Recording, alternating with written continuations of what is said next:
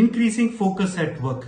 மகாபாரதத்துல அர்ஜுனர் ஒரு புறாவுக்கு புரிய வைக்கணும்னா குறிப்பா அந்த புறாவோட கழுத்துக்கு ஃபோக்கஸ் பண்ணி வில் அனுப்புவாராம். அதனாலதான் அவரை ஒரு சிறந்த வில்வித்தைக்காரரா நம்ம இன்னைக்கும் சொல்லிட்டு இருக்கிறோம்.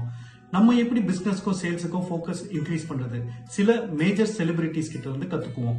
Elon Musk, owner of SpaceX, அவர் என்ன சொல்றாருன்னா ஒரு டைம் பிளாக்கிங் அப்ரோச். எப்படி பள்ளி கல்லூரிகள்ல நம்ம ஒரு டைம் டேபிள் போட்டு இந்த வகுப்புக்கு இந்த பாடங்கள் அப்படின்னு படிச்சோமோ அதே மாதிரி உங்களுடைய நாளை டைம் டேபிள் போட்டுக்கங்க. இந்த நேரத்துக்கு இந்த பிசினஸ் ப்ராப்ளம்ஸ், இந்த பிசினஸ் கான்வர்சேஷன்ஸ், இல்லாட்டி இந்த ப்ராப்ளம்ஸ் நான் ஹேண்டில் பண்ண போறேன், இந்த மீட்டிங்ஸ் நான் வச்சுக்க போறேன்னு சொல்லிட்டு ஒரு டைம் டேபிள் அப்ரோச் வச்சுக்கங்கன்னு சஜஸ்ட் பண்றாரு. ஓப்ரா வின்ஃப்ரே அவங்க என்ன சொல்றாங்கன்னா ஹேவ் அ மைண்ட்ஃபுல் அப்ரோச். அதாவது நீங்க ஒரு டீ குடிக்கிறீங்கன்னா வெறும் டீ குடிக்கிறத பத்தி மட்டும் யோசிங்க. இல்லாட்டி காலையில ஒரு வாக்கிங் போறீங்கன்னா வெறும் வாக்கிங் பத்தி மட்டும் யோசிங்க, வேற எதுவும் யோசிக்காதீங்க.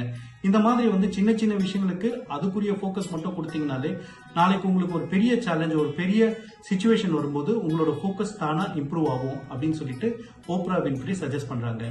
நீங்க எப்படி ஃபோக்கஸ் பண்ண போறீங்க? டைம் பிளாக்கிங்கா இல்லாட்டி மைண்ட்ஃபுல் அப்ரோச்சா? கமெண்ட் பண்ணுங்க.